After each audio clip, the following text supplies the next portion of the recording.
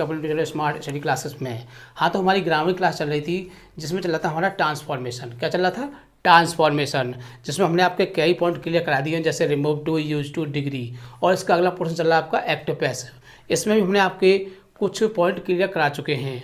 आज हम आपको पढ़ाने जा रहे हैं मॉडल वर्ब के एक्टिव से पैसिव बनाना, हम कैसे इनको बताते हैं, है ना। इसके बाद पढ़ाएंगे हम आपके इम्पेरेटिव टू पैसिव। ठीक है, तो पहले पढ़ते हैं मॉडल वर्ब के पैसिव। देखिए मॉडल वर्ब के पैसिव, मॉडल वर्ब हम जानते हैं क्या होता है कि स्वतंत्र क्रियाएं होती हैं जिनका अपना अर्थ अलग होता है। ठीक है, तो पहले हमको ये पता होना चाहिए कि हमारी मॉडल वर्ब होती कौन कौन सी है ना, उसके बाद ही हम बना सकते हैं उसका पैसिव। तो मॉडल वर्ब के पैसिव, तो हमको कुछ नोट में लिखेंगे पहले इसको। जब मॉडल वर्ब का वाक्य दिया हो, जब आपका मॉडल वर्ब का वाक्य दिया हो तो उसका पैसिव बनाने के लिए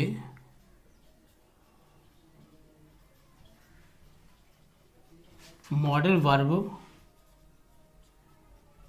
के बाद बी का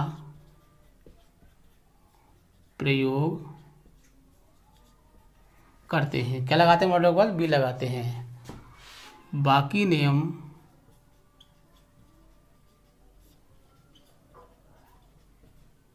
पुराने जैसे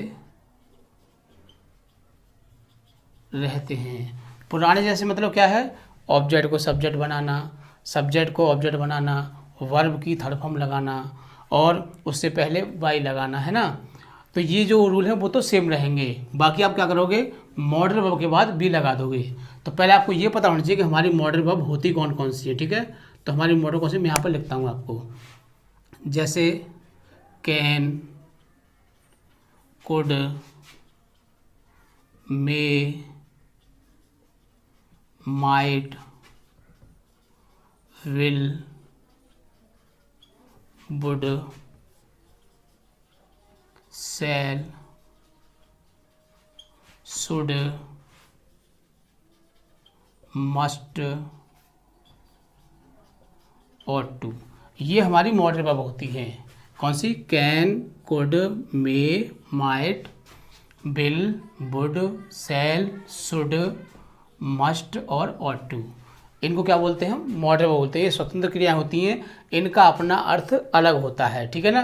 तो अगर आपका ये वाक्य आता है, इनका वाक्य आता है, तो उसका पैसिव कैसे बनाते हैं हम? उसके बाद बी लगा देते हैं। किसके बाद? मॉडल वर्ब के बाद। अभी आपको हमने सारी मॉडल बता दी है, इनके बाद आप बी लगा दोगे तो आपका पैसिव बन जाएगा। जो वो रूल है वो पुराने रहेंगे। फिर इसका एक मेन रूल होता है, उसको हम लिख देते हैं। आपका मेन रूल होता है, पहले क्या आता है आपका? वही ऑब्जेक्ट, फिर क्या आएगी आपकी मॉडल वर्ब, फिर आएगी आपकी बी। ठीक है ना। फिर वर्ब की थर्ड फॉर्म, फिर अदर वर्ड, बाई और फिर सब्जेक्ट। इस तरह से हम इसको बना सकते हैं। ठीक है, किस तरह से? पहले ऑब्जेक्ट आएगा, फिर मॉडल वर्ब आएगी, फिर बी आएगी, फिर वर्ब की थर्ड फॉर्म, फिर अदर वर्ड, फिर बाई, फिर सब्जेक्ट। जैसे देखो हम एग्जांपल लिखते हैं, I can do this work. I can do this work, क्या करना है आपको? इसका पैसिव करना है ना आपको इसका। तो पैसिव करने के लिए हमें ध्यान रखना है कि हम पहले ऑब्जेक्ट देखते हैं। देखो यहाँ से दिस वर्क आपका क्या है? इसमें ऑब्जेक्ट है, तो ऑब्जेक्ट ले लेंगे आपका हम दिस वर्क। ठीक है ना। अब क्या आएगा फिर इसमें? देखो रूल में देखो मॉडल वर्ब, मॉडल वर्ब क्या है उसमें आपका? कैन, तो कैन लिख देंगे हम, कोई परेशानी तो नहीं है। फिर क्या आ रहा है? देखो बी, वी लिख देंगे। फिर वर्ब की थर्ड फॉर्म, तो जो हमारी डू है, और डू की थर्ड फॉर्म क्या होती है आपकी? डन होती है ना। फिर अदर वर्ब कुछ कहने, तो फिर क्या आएगा आपका? बाई, है ना। फिर सब्जेक्ट, और आई को हम क्या इसमें बदल देते हैं? मी में बदलते हैं। हमने आपको एक सारणी लिखाई थी पहले, आपने लर्न कर ली होगी कि आई को बाई मी, वी को वाई एस इस तरह से बदलते हैं। तो इस तरह से आप इसका पैसिव बना सकते हैं, कोई समस्या नहीं होगी आपको अगर ये रूल याद है और ये आपको नियम याद है इसका, है ना। अगर इसका नेगेटिव सेंटेंस आता है तो हम नेगेटिव का नेगेटिव में बनाएंगे, जैसे Rahul should not drink the wine. Rahul should not drink the wine negative है, कोई परेशानी नहीं है। आपको क्या करना है, इसका पैसिव करना है। जब नेगेटिव है तो उसको हम नेगेटिव फॉर्म में ही पैसिव बनाते हैं, हम आपको पहले बता चुके हैं। पहले क्या लेंगे, हम ऑब्जेक्ट ही लेंगे। पहले क्या लेंगे, ऑब्जेक्ट क्या है, द वाइन, ठीक है। इसके बाद फिर मॉडल आ जाएगी शुड आपकी, फिर आपका नॉट आ जाएगा, और फिर वही जो बात हमको मुख्य रूप से याद रखनी है, वी, है ना। फिर थर्ड फॉर्म आ जाएगी ड्रिंक, अदर वर्ड इसमें है नहीं आपका, फिर क्या लगा देंगे, बाई, और सब्जेक्ट क्या आपका, राहुल। अगर इसका इंट्रोगेटिव सेंटेंस भी आ जाता है तो भी हम इसको आसानी से बना सकते हैं। देखिए हम इसका एक इंट्रोगेटिव सेंटेंस लेते हैं, why can you sing a good song. Interrogative है ना, आप दिखाई दे रहा है आपको, देखो क्योंकि शुरू में भाई दे रखा है और अंत में क्वेश्चन मार्क आ रहा है, तो हम पहचान लेते हैं कि हमारा इंट्रोगेटिव है। करना क्या है, हमें इसका पैसिव में बदलना है इसे। तो क्या करते हैं, अगर सेंटेंस आपका इंट्रोगेटिव है तो उसका पैसिव हम इंट्रोगेटिव फॉर्म में बनाते हैं। तो क्या है, आपका वाई दिया हुआ है तो वाई से ही स्टार्ट करेंगे इसको। फिर आ जाएगा आपका मॉडल वर्ब, फिर ऑब्जेक्ट आएगा, ऑब्जेक्ट क्या आपका, ए गुड सॉन्ग। देखो हमारी वर्ब जो खत्म होती है, वर्ब के बाद सीधा ऑब्जेक्ट शुरू हो जाता है। खासकर बच्चों को दिक्कत आती है किसमें, ऑब्जेक्ट को पहचानने में, क्योंकि ऑब्जेक्ट में कभी कभी अदर वर्ड भी जुड़ा होता है ना, तो पता नहीं चलता कि कौन सा वाला हमारा इसमें अदर वर्ड है। तो अदर वर्ड क्या होते हैं आपके, जैसे कोई समय, टुडे आ गया, नाउ आ गया, देन आ गया, बिफोर, ये शब्द आ जाते हैं, ये सब हमारे किस में होते हैं, अदर वर्ड में होते हैं आपके, है ना। तो वो सब क्या होते हैं, अदर वर्ड होते हैं। तो वो उसको हम कहाँ ले जाते हैं, वर्ब के बाद में लगाते हैं। तो पहले क्या आएगा आपका, वाई कैन, फिर ऑब्जेक्ट आएगा ए गुड सॉन्ग, और फिर वही क्या लगा दोगे, बी। तो why can a good song be, फिर आएगी वर्ब की थर्ड फॉर्म। पैसिव में हमेशा कौन सी फॉर्म आती है, थर्ड फॉर्म आती है। ये बात आपको बिल्कुल इग्नोर नहीं करनी है, गांठ बांधनी मन में कि पैसिव में हमेशा थर्ड फॉर्म लगानी है। तो why can a good song be sung by you. Question में आपको नहीं भूलेंगे, क्योंकि अक्सर स्टूडेंट भूल जाते हैं इस बात को, जब वो पैसिव करते हैं तो भूल जाते हैं। लेकिन डायरेक्ट में ये रूल लागू नहीं होता है, उसमें फुल स्टॉप आता है, क्योंकि उसमें हम सेंटेंस को असर्टिव कर देते हैं, ठीक है ना। तो ये थे हमारे मॉडल वर्ब के एक्टिव से पैसिव बनाने का एक तरीका। क्या करते हैं, मॉडल वर्ब के बाद हम किसका प्रयोग करते हैं, बी का प्रयोग करते हैं, बाकी नियम सेम रहते हैं, ठीक है। ये आपकी समझ में आ गया होगा। इसका अगला पॉइंट है आपका इम्पेरेटिव। क्या है, इम्पेरेटिव। इम्पेरेटिव के पैसिव, देखो ये भी एग्जाम में बहुत आते हैं, अक्सर एग्जाम में इम्पेरेटिव सेंटेंस आ जाता है। और इम्पेरेटिव सेंटेंस का एक तरीका होता है कि जितने उसके वो वाक्य होते हैं उतने ही तरीके के उसके बनाने के रूल्स होते हैं। तो मेरे हिसाब से कम उसके 7 या 8 उसके पॉइंट होते हैं, उन्हें हम अच्छी तरह से अगर फॉलो कर लेते हैं तो हम उसको आसानी से चेंज कर सकते हैं।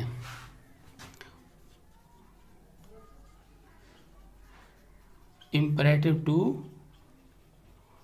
पैसिव। इम्पेरेटिव होता क्या है, पहले सेंटेंस को पहचानना चाहिए, है ना, फिर उसके पहचानने के बाद ही हम उसको बना सकते हैं। तो कह सकते हैं कि जिन वाक्यों में आज्ञा, सलाह, प्रार्थना का भाव प्रकट हो उसे इम्पेरेटिव सेंटेंस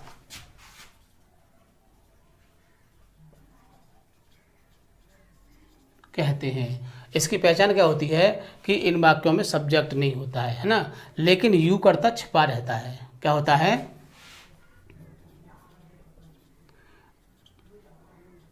इन वाक्यों में क्या होता है?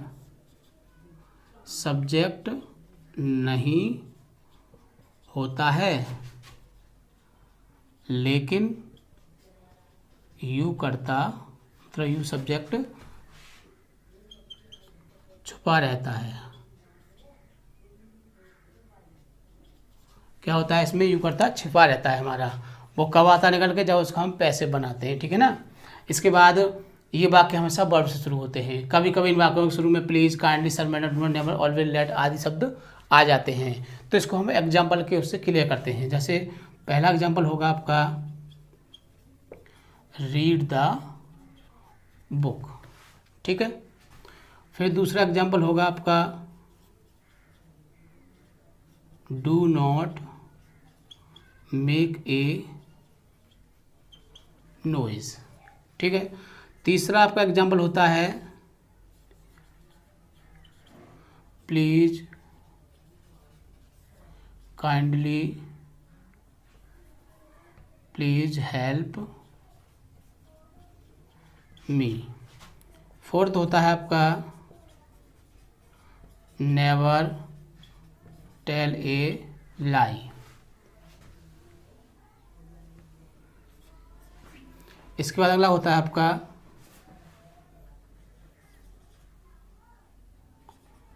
Go away. अगला होता है आपका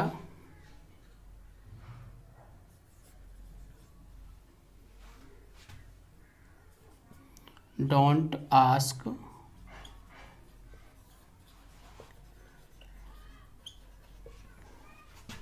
इसके बाद अगला होता है आपका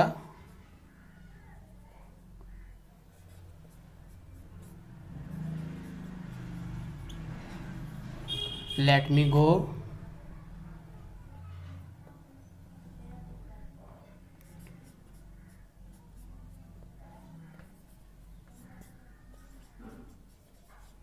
लेट अस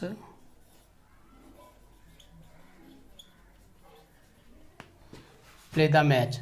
देखो ये 8 सेंटेंस हमने आपको लिखे हैं इम्परेटिव के, और इन 8 वाक्यों को बनाने के 8 ही रूल होते हैं हमारे। कितने होते हैं? 8 ही रूल होते हैं।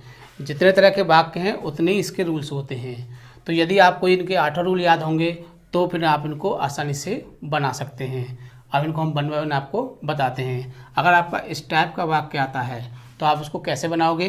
इसका रूल होता है एक let plus object plus be plus verb की third form plus other word plus by plus you.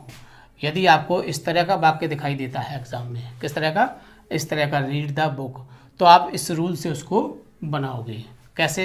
पहले क्या लिख दोगे? लेट, ठीक है। फिर क्या आ रहा है? ऑब्जेक्ट। ऑब्जेक्ट क्या है इसमें? The book. फिर बी आ जाएगा आपका। फिर वर्ब की थर्ड फॉर्म। रीड की तीनों फॉर्म सेम होती है, यू नो, आप जानते हैं रीड की फॉर्म सेम होती हैं। तो let the book be read, फिर अदर वर्ड इसमें कुछ है नहीं, फिर क्या आ जाएगा? By you. क्योंकि हमने आपको बताया था कि इसमें यू कर्ता क्या होता है? छिपा रहता है। क्या मतलब है यहाँ पे? यू रीड द बुक, इसका मतलब क्या है? You read the book. तो यू हमारा छिपा हुआ है, लेकिन जब हम पैसे बनाते हैं तो वो बाद में आ जाता है।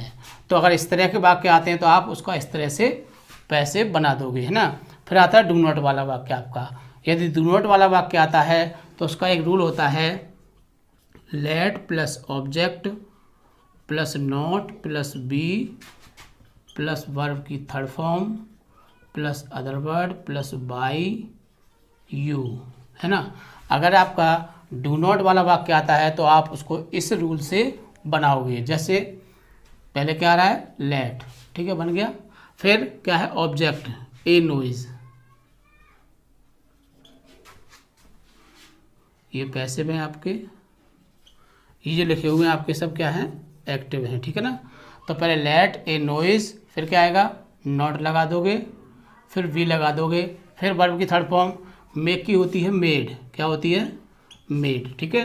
फिर क्या है आपका अदर वर्ड कुछ है नहीं, फिर बाय यू, कोई परेशानी, ठीक है ना। इसके बाद तीसरा आता है आपका, तीसरा रूल क्या होता है कि जब वाक्य के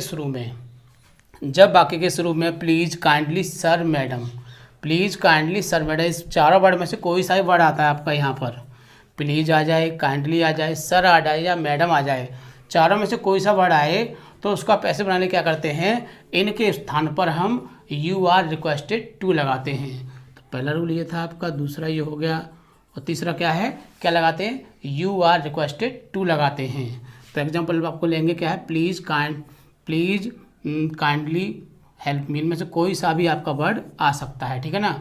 तो लिखेंगे इसको PLEASE, प्लीज़ हेल्प मी, ये आपका सेंटेंस है। हमने क्या बताया कि जब प्लीज़ का साथ किसका प्रयोग करते हैं, यू आर रिक्वेस्टेड टू का प्रयोग करते हैं। तो क्या लगाएंगे, यू आर रिक्वेस्टेड टू, यहाँ तक लिख लोगे और उस प्लीज़ को आप हटा दोगे, क्या आ जाएगा पीछे, हेल्प मी।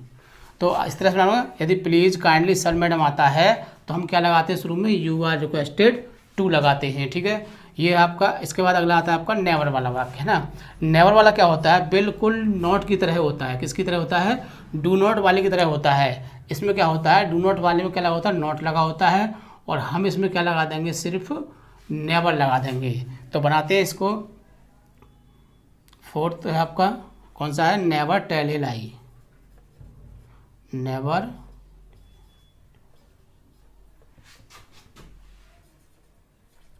बिल्कुल आपका जो आपका फोर्थ है वो थर्ड की ही तरह होता है, सेकंड की तरह होता है, बिल्कुल जो सेकंड रूल है सेम उसकी तरह होता है, नेवर टेल ए लाई, है ना। तो पहले क्या लगाएंगे इसको, पहले ऑब्जेक्ट लेंगे ए लाई, लेट, पहले क्या आएगा, लेट, फिर आएगा ऑब्जेक्ट ए लाई, ठीक है। यहाँ नॉट आता था, हम क्या लगाएंगे, नेवर, क्योंकि हमारा इसमें नेवर दिया हुआ है, ए लाई नेवर, फिर बी, कोई दिक्कत तो नहीं है। फिर वर्ब की थर्ड फॉर्म टेल की हो जाती है टोल्ड, है ना, बाई क्या आ जाएगा, यू, क्योंकि यू इसमें पहले से छुपा होता है, उसको आगे ले आते हैं, ठीक है। ये आपका हो गया, आपका फोर्थ सेंटेंस हो गया। इसके बाद होता है गो अवे, है ना। इसमें क्या होता है, इसका रूल ये होता है कि जब वाक्य में ऑब्जेक्ट न दिया हो, क्या न दिया हो, ऑब्जेक्ट न दिया हो, क्या दिया आपको, गो अवे, इसमें कोई ऑब्जेक्ट दिखाई दे रहा है, सिर्फ आपको वर्ब दिखाई दे रही है ना, और ये अदर वर्ड है आपका माने तो जब आपके उसमें क्या हो, ऑब्जेक्ट ना दिया हो, केवल वर्ब दी हो, क्या दी हो, केवल वर्ब दी हो, तो हम उसका पैसे बनाने क्या करते हैं, वाक्य के शुरू में यू आर आस्क्ड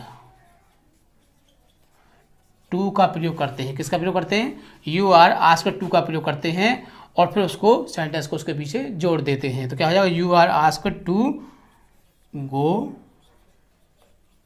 अवे। तो इस तरह से आप बिना ऑब्जेक्ट वाले वाक्य को भी बना सकते हो। इसके बाद है डोंट एनी, क्या आ जाए वाक्य में, डोंट या एनी आ जाए तो हम बिल्कुल सेम उसी की तरह बनाते हैं, नॉट वाली तरह, एनी को नो में बदल देते हैं, किस में देते हैं, नो में। तो बनाते हैं, देखो इसको,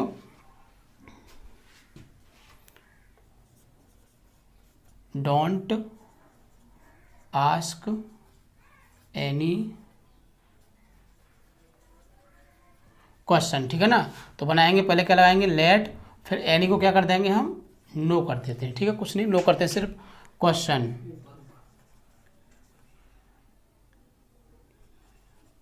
तो लेट नो क्वेश्चन पूरा आ गया, फिर बी, और फिर वर्ब थर्म लगा देंगे इसमें, आस्क्ड, है ना, बाई यू, डू नॉट को हटा देते हैं, ठीक है ना। तो ये था हमारा, अब आपका डोंट वाला भी हो गया, डोंट एनी वाला। इसके बाद लेट मी, तो इसका भी हम कैसे बनाते हैं, सेम वही प्रोसीजर, लेट वाला, let plus object plus be, फिर वर्ब की थर्ड फॉर्म, ये भी हमारा उसी टाइप से बन जाएगा। इसका थोड़ा अलग होता है, इसको मैं आपको बता देता हूँ रूल के। इसका रूल क्या होता है बनाने का, थोड़ा ऊपर से रफ कर देते हैं। जब लेट अस वाला वाक्य आए, किस वाला आए, लेट अस वाला आए, तो let plus object plus should plus be plus verb की third form other word by us. उसमें क्या आ जाता है, अस आ जाता है। ये वाला अस जो होता है हमारा ऑब्जेक्ट ग्रुप में हो जाता है।